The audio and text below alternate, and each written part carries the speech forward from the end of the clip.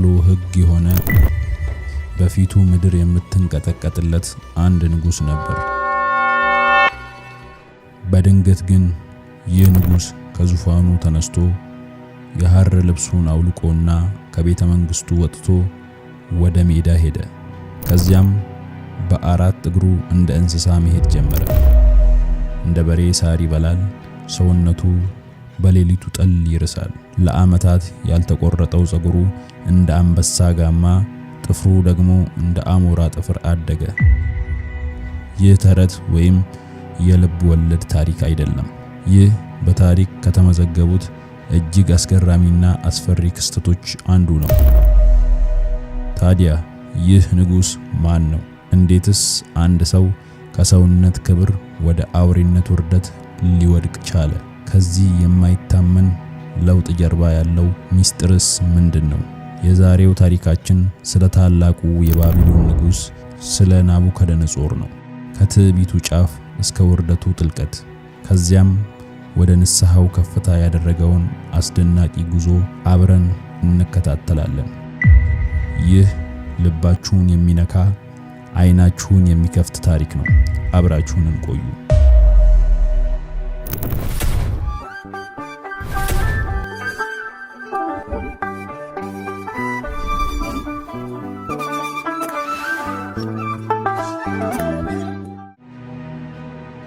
ወደ አስፈሪው ውድቀት ከመድረሳችን በፊት ናቡከደነጾር ማን እንደነበር እንመልከት። እርሱ ተራ ንጉሥ አልነበረም፣ የንጉሶች ንጉሥ ነበር። በእርሱ ዘመን የባቢሎን ግዛት በክብሩ ጫፍ ላይ ደርሷል። ናቡከደነጾር ከተማዋን በግርማ ሞገስ አስውቧታል። ከሰባቱ የዓለም ድንቆች አንዱ የሆነውን የተንጠለጠለውን የአትክልት ስፍራ ለሚወዳት ሚስቱ የገነባው እርሱ ነው ይባላል። ኃይሉም ከግንባታው ጥበብ በላይ ነበር። በጦሩ ሜዳ ስሙ ሲጠራ የጠላቶቹን ልብ በፍርሃት ያረዳል።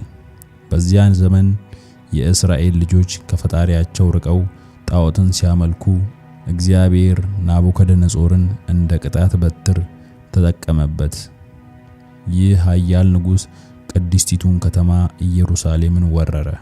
የንጉሥ ሰለሞንን ቤተ መቅደስ አፈረሰ። ነቢይ ዳንኤልን ጨምሮ በሺዎች የሚቆጠሩትን ወደ ባቢሎን ባርነት ነዳ። በዚያን ዘመን በምድር ላይ ከናቡከደነጾር በላይ ኃይል ያለውና የሚመስለው አልነበረም። ነገር ግን አንድ ቀን ያየው ሕልም ይህንን ሁሉ ለውጦታል። በሕልሙም ከወርቅ ከብርና ከነሐስ የተሰራ ግዙፍ ምስል አየ። የባቢሎን ጠቢባን በሙሉ ሕልሙን ሊፈቱለት አልቻሉም። ያኔ ነበር ከምርኮኞቹ መካከል የነበረው ወጣቱ ዳንኤል በእግዚአብሔር ጥበብ ሕልሙንና ፍቺውን የገለጠለት። ናቡከደነጾርም በዳንኤል አምላክ ኃይል ተደንቆ የአማልክት አምላክ ብሎ መሰከረ። ይህ ክስተት የንጉሡን ልብ በትሕትና ሊሞላው ይገባ ነበር። በልቡ ውስጥ ቀስ በቀስ እያደገ የመጣው አደገኛ የትዕቢት ዘር ነበር። ያ ዘር አድጎና ዛፍ ሆኖ የውድቀቱ ፍሬ ሊያፈራ ጥቂት ጊዜ ብቻ ቀርቶት ነበር። ከመጀመሪያው ሕልም በኋላ የናቡከደነጾር መንግሥት ይበልጥ ጸና። ሰላምና ብልጽግና በምድሪቱ ላይ ሰፈነ። ነገር ግን ይህ ሰላም በአንድ ሌሊት ቅዠት ተናጋ። ንጉሡ ከበፊቱ የከፋ እጅግ አስጨናቂ ሕልም አየ። ይህ ሕልም የቀን እረፍቱን የሌሊት እንቅልፉን ነሳው። በሕልሙ አንድ እጅግ ግዙፍ ዛፍ ተመለከተ። ቁመቱ እስከ ሰማይ የደረሰ፣ ቅርንጫፎቹ የዓለምን ዳርቻ የሚነኩ ነበሩ። ዛፉ በሚያማምሩ ቅጠሎችና ጣፋጭ ፍሬዎች የተሞላ ነው። የምድር አራዊት በጥላው ስር ያርፋሉ። የሰማይ ወፎችም በቅርንጫፎቹ ላይ ጎጆአቸውን ሰርተው ይኖራሉ። ለፍጥረት ሁሉ መጠለያና ምግብ የሚሰጥ የሕይወትና የግርማ ሞገስ ምልክት ነበር። ነገር ግን በድንገት ከሰማይ አንድ ቅዱስ መልአክ ወረደ። ድምፁ እንደ ነጎድጓድ ነበር። ዛፉን ቁረጡት፣ ቅርንጫፎቹን ቆራርጡ፣ ቅጠሎቹን አራግፉ፣ ፍሬውን በትኑ ሲል በአስፈሪ ድምፅ አዘዘ። ይሁን እንጂ አለ መልአኩ። የዛፉን ጉቶ ከስሩ ጋር በምድር ላይ ተዉት፣ በብረትና በነሐስ ሰንሰለትም እሰሩት። ከምድር አራዊት ጋር እድል ፈንታው ይሁን፣ በሜዳም ጠል ይርጠብ።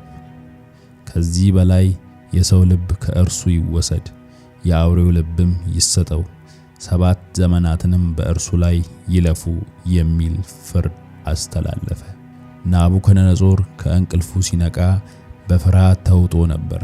እንደተለመደው ጠቢባኑን ሰብስቦ ሕልሙን ቢነግራቸውም አንዳቸውም ሊፈቱለት አልቻሉም። በመጨረሻም የእግዚአብሔር ሰው የሆነው ዳንኤል ተጠራ። ንጉሡም ሕልሙን ሲተርክለት ዳንኤል ለ1 ሰዓት ያህል በድንጋጤ ዝም አለ። ፊቱም በፍርሃት ተለወጠ። ንጉሥ ሆይ አለ ዳንኤል፣ ይህ ታላቅ ዛፍ አንተ ነህ። ሕልሙ ስለ አንድ ዛፍ ብቻ አልነበረም፣ ስለ አንድ ንጉሥ፣ ስለ አንድ ግዛት እና ስለሚመጣው ታላቅ ውድቀት የተነገረ ሰማያዊ ማስጠንቀቂያ ነበር። ዳንኤል የዚህን አስፈሪ ሕልም ሙሉ ትርጓሜ ለንጉሡ ሲገልጥለት የፍርዱ ቀን መቃረቡን አወጀ። ዳንኤል የሕልሙን አስፈሪ ትርጓሜ ከገለጠ በኋላ በታላቅ ትሕትና በንጉሡ ፊት ተንበርክኮ ለመነው።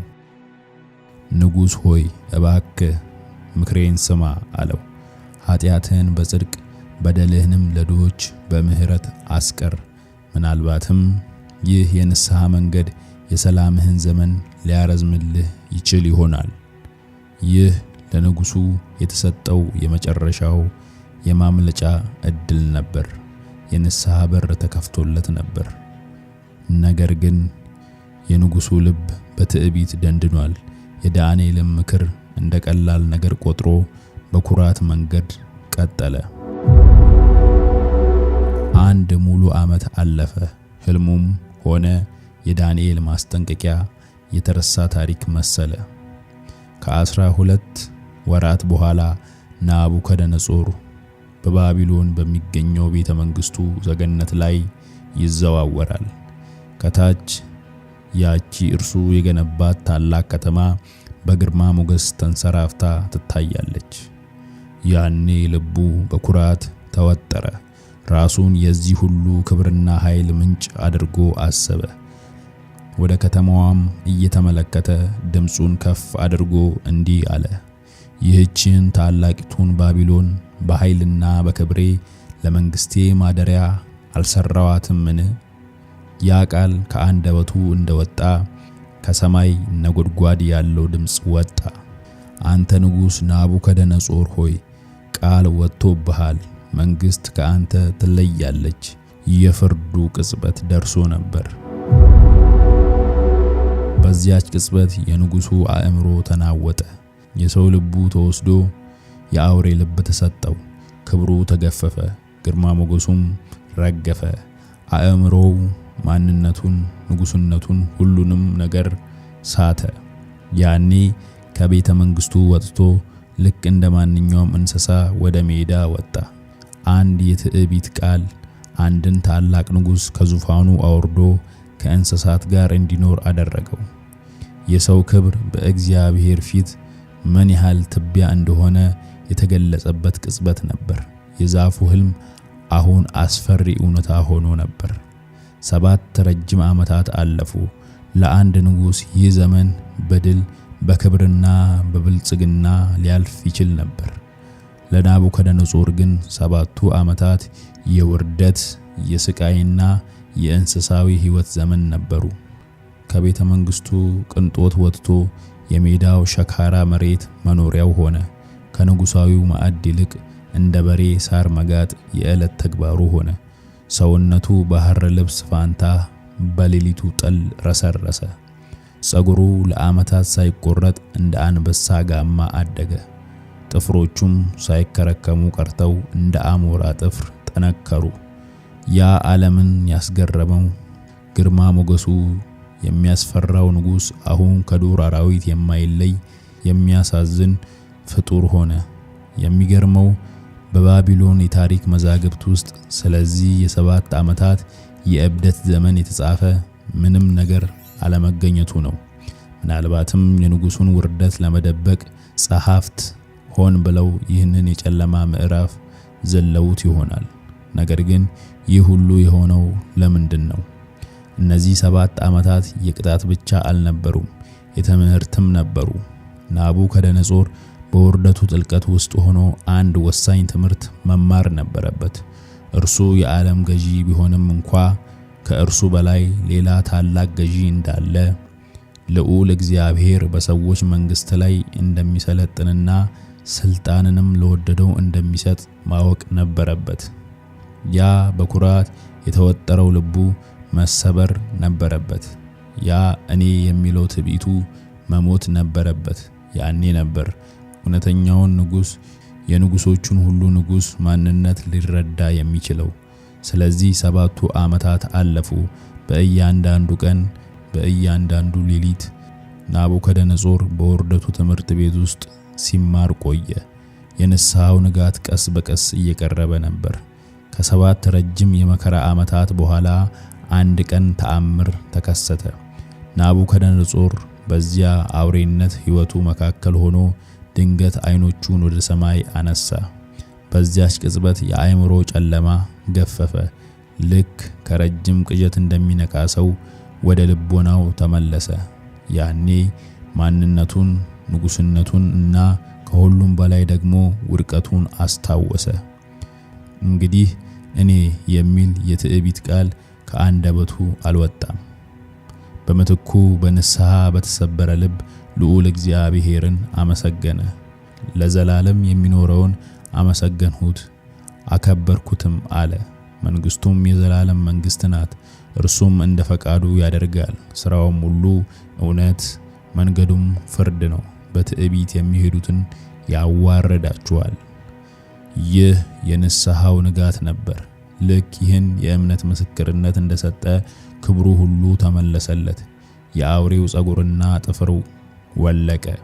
የንጉሳዊው ግርማ ሞገስ ዳግም ተላበሰ።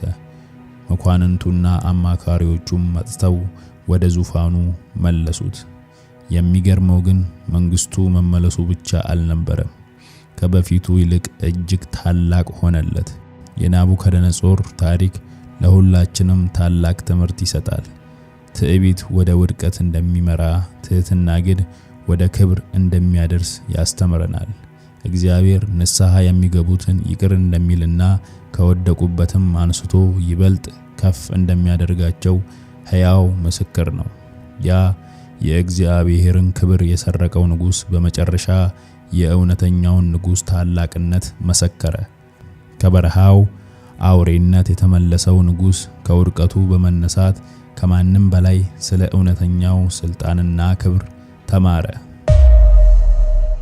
ውድ ተመልካቾቻችን ለዛሬ አዘጋጅተን ያቀረብንላችሁ ታሪክ ይህንን ይመስላል። ዘውትር በሌላ ቪዲዮ እስከምንገናኝ ቻናላችንን ላይክ፣ ሼር፣ ሰብስክራይብ እያደረጉ ይቆዩን።